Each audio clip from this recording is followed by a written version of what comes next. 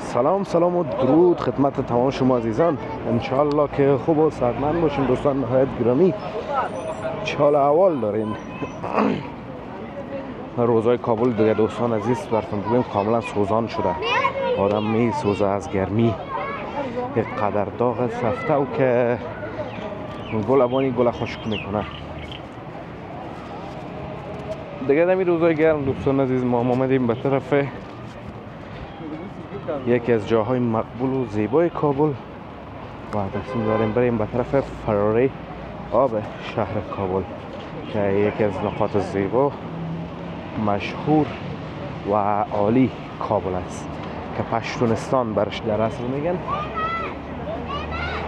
مکتب استقلال هم تیر شد نیپشتر است. پشتونستان برش میگن دوستان عزیز که دیگه مردم به نام پشتونستان و قنم میشناسن. چه به نام فراری او میشناسنش و جاده نارر پشتون هم دیگه اونم نام پشتونستانش یک ذره سرش تاثیر کرده. این طرف هم دوستان نهایت گرامی مکتب استقلال در تصویر شما میبینین. لیسه عالی استقلال شهر کابل کنه شاگردان میرن و مصروف درس هستن و مصروف تعلیم و تربیه. ببینین اون شاگردان میرن و میاین.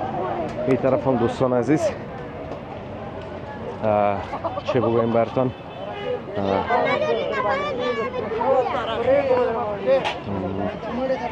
کراچی های خوراک هست دیگه. بچه ها میاین میخورن. وقت تره هم از دوستان عزیز تره برآمده. با گرمی بسیار خوب است. فقط نمک دم پهلویت باشه در یک جای سرد تو فقط تره نمک زده و نوش جام کنی. تره نمک زده و نوش جام کنی باز اونو خوب مزه میتره.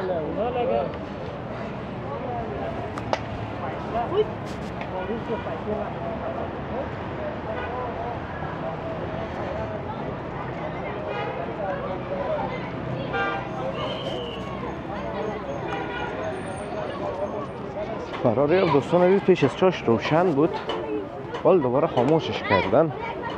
نمیفهم آبش کم شده یا که چاشتانه خاموشش میکنن چی شد. خاموشش کردن مقصد. این طرف دوستان عزیز جاده بوستان سرا بود و او طرف که میریم جاده خانوات و جاده جان علوموات هست. اون لوحهایشان در رو بغل سرک زدگی است.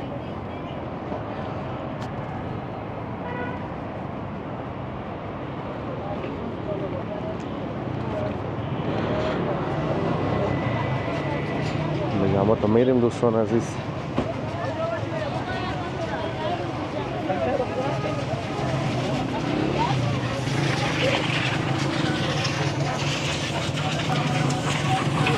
اینجا را چون قطار بندی کردن از این طرف میریم.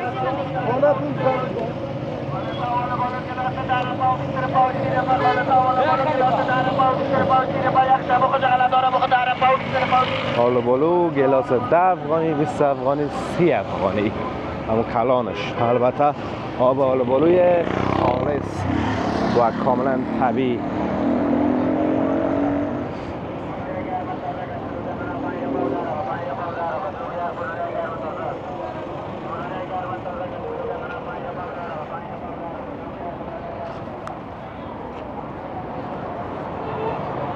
طرف هم دوستان عزیز پیاده روش به حد بیربار است.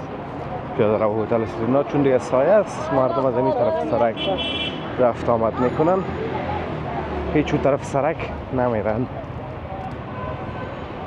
بانک ملی افغانم در تصویر دوستان عزیز میبینین.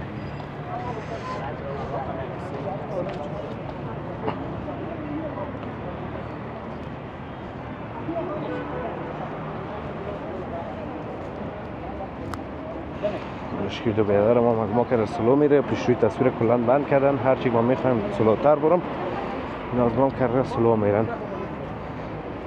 بهتر که تیزتر برم یک ذره ازشان.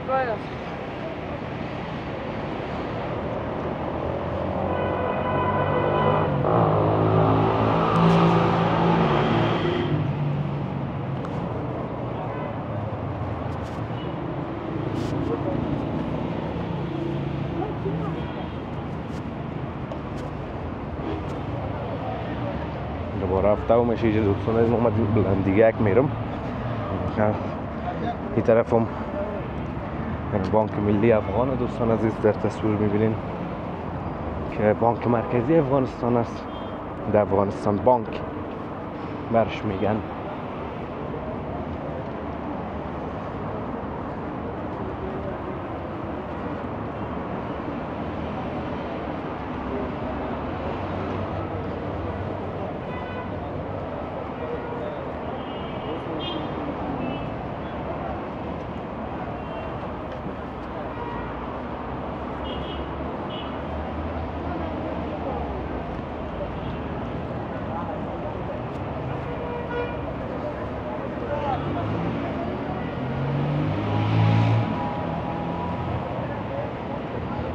بوی بولانی میاد، بوی روغن سوخته میاد دوستان عزیز. چند دانه بولانی فروشی از دمیجه است، همین تا از ما دور شمال بویشان میاره این طرف.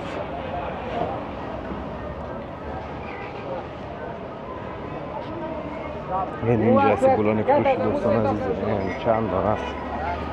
شمال بویشان به هر طرف تیت میکنه.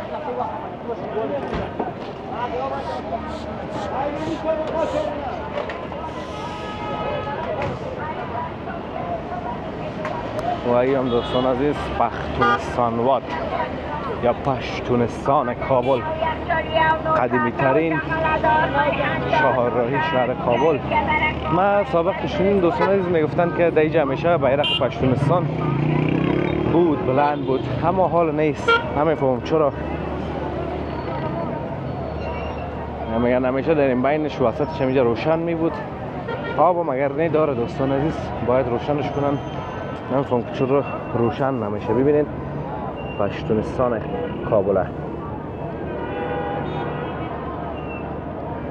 زیبایی های کابل. اون دوستان سینمای آریانا آمده اون طرف خودنمایی میکنه.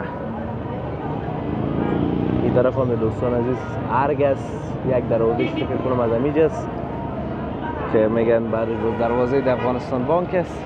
رایش که این طرف است. بریم پختونستان دور بزنیم. در پیشوی ما سنگ بود، یک سنگ بسیار کلان کم بود، پایین بند شده و بفتم. فکر کنم برقا نیست دوستان عزیز و ایج از جنراتور استفاده نمی کنن و مو خاطر گل است فرارایاب، وگرنه برق باشه روشن است. این هم از پختونستان دوستان عزیز، از پختونستان واد از لوحیش. خب دوستان عزیز امیدوارم از ویدیو خوشتون آمده باشه، از ویدیو لذت برده باشین. ویدیو را لایک کنید، در کانال همچنان سابسکرایب کنید تا ویدیوهای بعدی. همتون به الله متعال میسپارم. روز و روزگار خوب و خوش داشته باشید. محترم چقدر آرند بلند داشت. الله حافظ و مددگار همتون.